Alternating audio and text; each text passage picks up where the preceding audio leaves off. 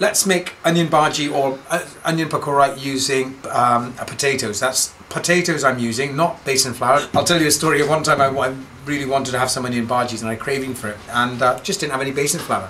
And this was the time I was living in Northern Ireland, and there wasn't many Indian shops to actually go and buy the besan flour for. There's only one or two shops at the time.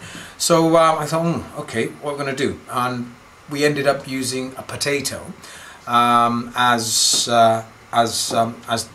replacing the besan flour, and it worked really well. Now I've done a video demonstration, a tutorial how to make sin-free onion bhajis using potatoes. It's something that from when I remembered, but I never done it without the oil, and I did it without the oil on the sin-free stuff, and it was really nice. And what I'm going to do is I'm going to replicate this, but this time I'm going to put it in the oil.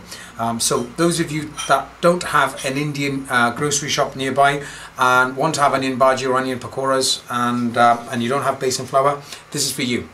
What you're going to need is one onion, one medium onion, one egg. You're going to need some Naz's nosla, that's my kit, some salt, some fresh coriander, and what I've got is I've got Maris Pipers. These are Maris Piper potatoes, and they've been boiling. I boiled them earlier on. They're wonderful things, but they're very starchy. Right, so let's get a bowl, and let's put this over here, and let's start chopping up the ingredients, shall we? Cut them thinly. It's amazing, isn't it, how people cut onions. I mean, I've watched European chefs and they cut onions in that particular manner, don't they? But it seems that we Indians, we all cut in that manner. This is how we cut it. I suppose as long as it's cut, it'll do the job. There you are. Okay. Now again, what we're going to do is I'm going to add an egg, like so. I'm going to, it's about 1 teaspoon, maybe 1.5 teaspoon. Again, you can always add more. So let's just mix it in together and see if it's got some nice coverage on it. If it has, then you won't need any. If it hasn't, then you will need a bit more. Now, the onions will release water if you leave them for a minute or two. I'm not sure if I put any salt in it, so I'm just going to put some salt in it now. Some fresh coriander. And I've got the potatoes here now. I'm going to just empty it out all in there, like so, as you can see. Now, you can put some fresh chilies in there if you want to. You can add a whole lot of stuff if you like, but I made this as very basic as possible.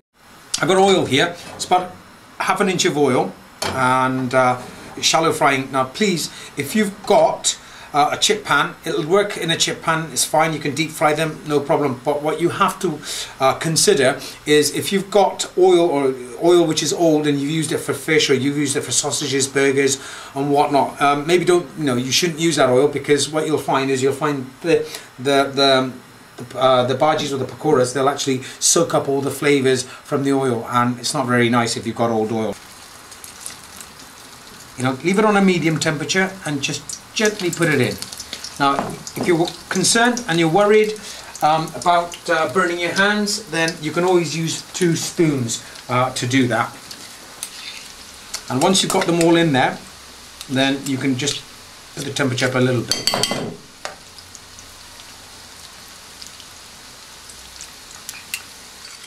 And finally,